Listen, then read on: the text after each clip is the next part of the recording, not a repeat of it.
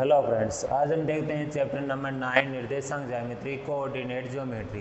Coordinate geometry क्या है? गणित की वह ज्योमेट्री, गणित की वह शाखा जिसके अंदर क्या होता है कि ज्यामिति के अंदर बीजगणित का उपयोग होता है। यानी ऐसे ग्राफिक तो हमने पढ़ी है, अक्ष और वाई, अक्ष के ऊपर को कोऑर्डिनेट, निर्देशांक वाई के कोऑर्डिनेट, उनके हमने ग्राफ बनाए। अब इसी ग्राफ के अंदर यदि बीजगणित इंग्लिश अल्फाबेट के यदि मैं इसमें मैच कर दूँ, इंग्लिश अल्फाबेट के इक्वेशन जैसे x square plus y square plus 2xy, इनके यदि समीकरण इक्वेशन यदि मैं ऐड कर दूं तो बन जाती है निर्देशांक ज्यामिति। यानी गणित की वो ज्यामिति है शाखा जिसके अंदर बीजगणित का उपयोग किया जाता है, हमें निर्देशांक ज्यामिति कोऑर्डिनेट ज्योमेट्री कहेंगे। अब इसके अंदर पढ़ेंगे हमें यदि कोई लाइन दी है, उसके निर्देशांक निकालना, उसका मध्य बिंदु निकालना, या किसी ग्राफ को बना रहे हैं तो उसके पॉइंट निकालना, उनके बारे में इसके पढ़ेंगे। अब देखते हैं कि क्या होता है। कुछ पॉइंट्स देखता हूँ तो पहले हम बात करते हैं कि हमने ज्यामिति पढ़ी है, निर्देशांक ज्यामिति या ज्यामिति हमने पढ़ी है। हमने दो लाइन ली है, एक ऊर्ध्वाधर और क्षैतिज, अक्ष और अक्ष डैश, वाई और वाई डैश, दोनों एक दूसरे पर लंबवत यानी परपेंडिकुलर यानी 90 डिग्री का एंगल हमारे पास बनाती हैं। हमें 90 डिग्री का एंगल से कोई मतलब नहीं है, हमें इतना पता होना चाहिए कि दोनों परपेंडिकुलर होनी चाहिए। इन दोनों जो लाइन क्रॉस करती है, प्रतिच्छेद करती है, उसका सेंटर पॉइंट हमने क्या मानते हैं? ओ। अब हमें पता है अक्ष, इधर लिखते हैं पॉजिटिव, प्लस में 0 यहाँ हो गया, यहाँ से 0 से स्टार्ट करेंगे, यहाँ सेंटर पॉइंट क्या होता है? 0। इधर फिर 1 2 3 4 5 आगे चलती जाती है प्लस में। इधर हमारे पास क्या होता है? माइनस में -1 -2 -3 -4 -5 आगे चलती जाती है। फिर y के ऊपर की तरफ 1 2 3 4 5 आगे तक चलती जाती है, नीचे -1 -2 -3 -4 -5 नीचे तक चल जाए। ये एक बनता है हमारा ग्राफ, एक ज्यामिति का निर्माण होता है। एक कोऑर्डिनेट, एक निश्चित वैल्यू या एक निश्चित पॉइंट लेके जो निर्माण किया जाता है वो क्या होता है? ज्यामिति। एक ग्राफ के द्वारा हम इसको क्या करते हैं? प्रूफ करते हैं। अब देखो इसके अंदर क्या है? निर्देशांक, कार्तिकीय निर्देशांक। कार्तिकीय निर्देशांक क्या होते हैं हमारे पास? कंटेनल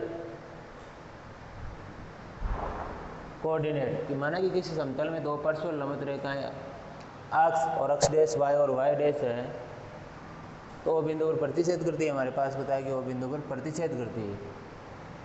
अब मान लो कि मैंने यहाँ पॉइंट लिया, जैसे कि मैंने यहाँ से पॉइंट ले लिया यहाँ। अब अक्ष अक्ष पर क्या है? 4 है, और वाई अक्ष पर भी हमारे पास क्या है? तो मान लो ये पॉइंट P है, तो इसके अक्ष पहले लिखते हैं। अक्ष की वैल्यू भी हमारे पास कितनी है? 4, और वाई की वैल्यू भी क्या है? 4।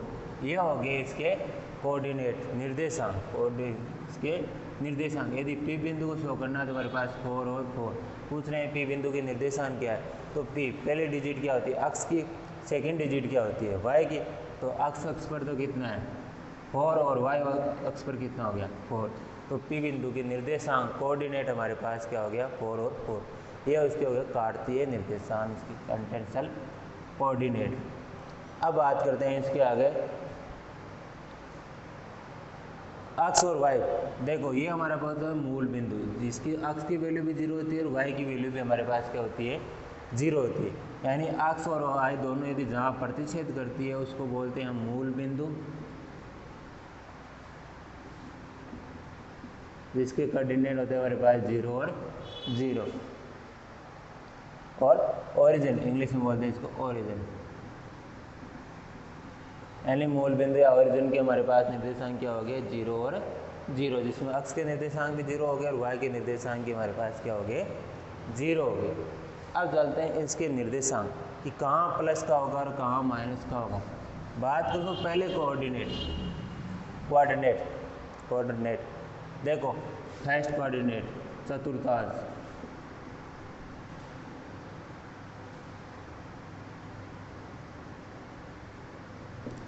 है चतुर्थांश। सेकंड कोऑर्डिनेट और थर्ड कोऑर्डिनेट,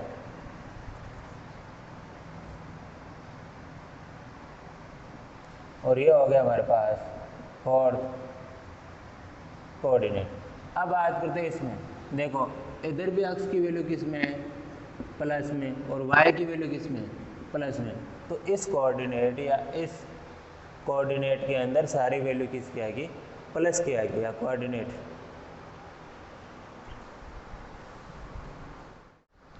बात करें तो इसके कोऑर्डिनेट की, तो इसमें क्या होता है, फर्स्ट कोऑर्डिनेट यानी इसमें प्लस और प्लस। फर्स्ट कोऑर्डिनेट में हमारे पास दोनों की अक्ष की वैल्यू भी प्लस होती है और वाई की वैल्यू भी हमारे पास क्या होती है, प्लस। सेकंड में बात करूँ तो सेकंड में देखो अक्ष की वैल्यू किस में आ गई, माइनस में, और वाई की वैल्यू हमारे पास किस में है, प्लस में। थर्ड कोऑर्डिनेट की बात करें तो हमारे पास क्या होता है, ये देखो अक्ष की वैल्यू भी माइनस में और वाई की वैल्यू भी किस में है, माइनस में। तो अक्ष की वैल्यू माइनस में और वाई की वैल्यू हमारे पास माइनस में। इधर फोर्थ कोऑर्डिनेट की बात करो तो हमारे पास अक्ष की वैल्यू किस में, प्लस में, और वाई की वैल्यू हमारे पास किस में, माइनस में। चारों कोऑर्डिनेट यानी फर्स्ट में यदि किसी भी निर्देशांक, किसी कोऑर्डिनेट, किसी पॉइंट के यदि कोऑर्डिनेट आएंगे तो वो दोनों किस में आएंगे, प्लस में। सेकंड कोऑर्डिनेट के अंदर किसी की कोऑर्डिनेट आएंगे, किसी की निर्देशांक है, तो अक्ष का वैल्यू माइनस की, वाई की वैल्यू किसकी आएगी, प्लस की।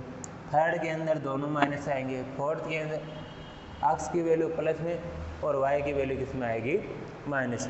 ये थे इसके प्लस माइनस या इनके साइन कि कौन से कोऑर्डिनेट के अंदर प्लस के आएंगे, कौन से माइनस, किस में दोनों आएंगे। अब आगे देखते हैं कुछ।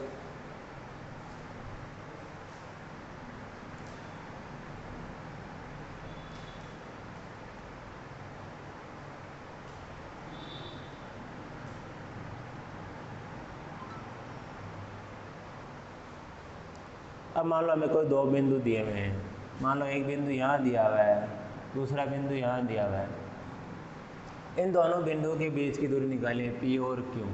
माना पी क्यू बिंदु, दो बिंदु दिए हैं, बिंदु के बीच की दूरी निकालनी। यहाँ अक्ष वाई हो गया, अक्ष टू वाई टू, अक्ष वन वाई वन और अक्ष टू वाई टू। दो बिंदु दिए हमें पी और क्यू, इनके बीच की दूरी निकालनी है, बीच की डिस्टेंस निकालनी है, बिटवीन डिस्टेंस निकालनी है। तो उस डिस्टेंस का हमारे पास एक फॉर्मूला है।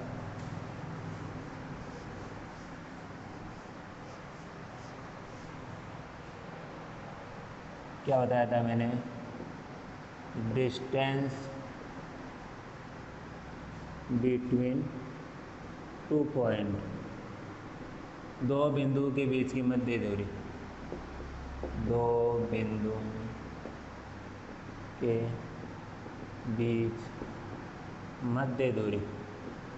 दो बिंदु क्या हमारे पास, मतलब पहला पॉइंट क्या है, पी, इसके है अक्ष वन और वाई वन। दूसरा पॉइंट हमारे पास क्यू, यानी अक्ष टू और वाई टू। अब इन दोनों के बिंदु के बीच की दूरी निकालने में मान लो पी क्यू, तो इसका फॉर्मूला हो जाएगा under root x two minus x one का square plus y two minus y one का स्क्वायर, यानी अक्ष के कोऑर्डिनेट का अंतर का square and difference between coordinate of x plus difference between coordinate of y का स्क्वायर। अक्ष के coordinate के डिफरेंस का स्क्वायर माइनस वाई के कोऑर्डिनेट के डिफरेंस का स्क्वायर। या सिंपल भाषा में क्या हो, तो x two minus x one का whole square plus y two minus y one का होल स्क्वायर। ये तो थी दो बिंदुओं के बीच की दूरी। मानो कोई भी दो आपको कोऑर्डिनेट दिए हैं, उन दोनों के बीच की डिस्टेंस निकालनी है, तो हमारे पास सिंपल से फॉर्मूला है root x two minus x one का square plus y two minus y one का स्क्वायर। यदि बात करें किसी मूल बिंदु, यदि बात करें मूल बिंदु से यदि किसी पॉइंट की निकालनी है, मूल बिंदु क्या हमारे पास ओ, जिसकी हमेशा वैल्यू हमारे पास क्या रहती है, जीरो और जीरो। और दूसरा बिंदु यदि मान लो पी ले लिया मैंने अक्ष और वाई, या कोई सा भी बिंदु है जिसकी हमें मूल बिंदु से ऑरिजिन से हमारे उसको डिस्टेंस निकालने हैं, तो उसके लिए हमारे पास फॉर्मूला हो जाएगा पी ओ, मान लो क्या हो जाएगा अक्ष स्क्वायर प्लस वाई स्क्वायर का अंडरूट, अक्ष स्क्वायर प्लस वाई स्क्वायर का अंडरूट। ये हमारे पास मूल बिंदु से जब डिस्टेंस किससे निकल रही हो, मूल बिंदु से यदि किसी बिंदु की दूरी निकाल लो मैं यहाँ पी, इन दोनों के यदि बीच में दूरी निकल रही हो तो ओ पी अक्ष स्क्वायर प्लस वाई स्क्वायर। जब पॉइंट ए क्या हो, मूल बिंदु ऑरिजिन हो, यदि दोनों पॉइंट अलग अलग है तो हमारे पास फॉर्मूला है x two minus x one का square plus y two minus y one का स्क्वायर। अब तो बात है इन दोनों के बीच की दूरी। अब आगे बात करते हैं, यदि दो पॉइंट दिए हैं, कोई लाइन दे रखी है, दो पॉइंट को मिलाने वाली लाइन दे रखी है, तो उसको हम बराबर भागों या अलग अलग भागों में कैसे विभाजित करेंगे। मान लो कोई लाइन दे रखी है हमारे पास पी क्यों, ये लाइन दे रखी है, तो P के निर्देशांक हमारे पास दे रखे हैं x1 y1 और Q के निर्देशांक हमारे पास दे रखे हैं x2 और y2। और ये कह रहा है कि हमें ये लाइन बनी हुई है, ये m1 अनुपात m2 में क्या करिए, इसको अंतः विभाजित करिए। अंतः विभाजन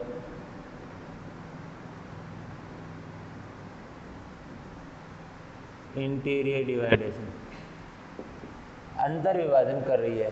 तो जो विभाजन करने के बाद जो इसका मिड पॉइंट आएगा m1, यानी मान लो m1 यहाँ तक है और m2 यहाँ तक, तो ये वाला पॉइंट आ गया। तो इस पॉइंट के निर्देशांक क्या हो गए, तो विभाजन करने के बाद जो बीच वाला पॉइंट आएगा उसके हमारे पास निर्देशांक क्या होगा। तो मान लो P Q यहाँ पॉइंट हमारे पास आया R, यानी m1 पार्ट है, ये क्या है m2। इस लाइन को ये m1 रेशियो m2 में क्या करिए, डिवाइड इंटीरियर डिवाइडेड करिए। तो जो पॉइंट डिवाइड करने के बाद ये जो पॉइंट आया इसको यहाँ डिवाइड कर दिया है। यहाँ मान लो ये m1 है, यहाँ हमारे पास m2 है, तो यहाँ पॉइंट आया मान लो क्या R। इसके निर्देशांक, इसके कोऑर्डिनेट हमारे पास क्या हो गया, तो इसके कोऑर्डिनेट मान लो R माना था हमने, वहाँ कुछ भी आ सकता है आपके हिसाब से। तो उसके कोऑर्डिनेट हमारे पास होंगे m1 x2 plus m2 x1 upon m1 plus m2। ये तो हो गया अक्ष के निर्देशांक, m1 x2 plus m2 x1 upon m1 m2। अब बात करूँ इसी प्रकार y की, तो m1 y2 plus m2 y1 upon m1 plus m2। अक्ष के निर्देशांक हमारे पास इस बिंदु की क्या आया, m1 x2 मल्टीप्लाई में plus m2 x1 upon m1 plus m2। y के निर्देशांक हमारे पास आया m1 y2 plus y2 m2 y1 upon m1 plus m2। यह है बिंदु R के जो अंतः विभाजन इंटीरियर डिवाइडेशन यदि कर रहा है, अंतः विभाजन कर रही है कोई भी लाइन को, यदि कोई बिंदु अंतः विभाजन कर रहा है m1 m2 किसी प्रकार का रेशियो मान लो आप, यहाँ मैंने जनरली m1 m2 माना है, तो उसका अंतः विभाजन के कोऑर्डिनेट निर्देशांक, बिंदु के निर्देशांक, अंतः विभाजन करने वाले बिंदु के निर्देशांक हमारे पास क्या हो जाएंगे, m1 x2 plus m2 x1 upon m1 plus m2 और m1 y2 plus m2 y1 upon m1 plus m2। अब भी इसी प्रकार यदि कोई बाह्य तरफ विभाजन कर रही है, बाहर की तरफ विभाजन कर रही है, तो बाह्य विभाजन की बात करूँ तो बाह्य विभाजन में हमारे क्या हो जाएगा, एक्सटीरियर एक्सटर्नल डिवाइडेशन। एक्सटर्नल डिवाइडेशन की बात करूँ मान लो, तो उसके मान लो निर्देशांक क्या हमारे पास m2 m1, पॉइंट क्या है R, जहाँ यहाँ प्लस लगा था उधर क्या लग जाएगा माइनस, क्या हो जाएगा m1 x2 minus m2 x1 upon m1 minus x m2, m1 minus m2, ये तो अक्ष कोऑर्डिनेट होगी। और इसी प्रकार m1 y2 plus m2 y1 sorry minus upon m1 minus m2। ये हो गया किसी बाह्य बिंदु, बाहर की तरफ कोई बिंदु यदि विभाजन कर रहा है, डिवाइडेशन कर रहा है किसी लाइन को PQ को, तो उसके निर्देशांक हमें निकालने हैं। तो हमारे पास है m1 x2 minus m2 x1 upon m1 minus m2 और y के निर्देशांक हो गए m1 y2 minus m2 y1 upon m1 minus m2। ये हमारे हो गया जब डिवाइडेशन कर रहा हो उसके निर्देशांक। ये इसका जनरल इंट्रो हो गया। अब देखते हैं आगे हम एक्सरसाइज।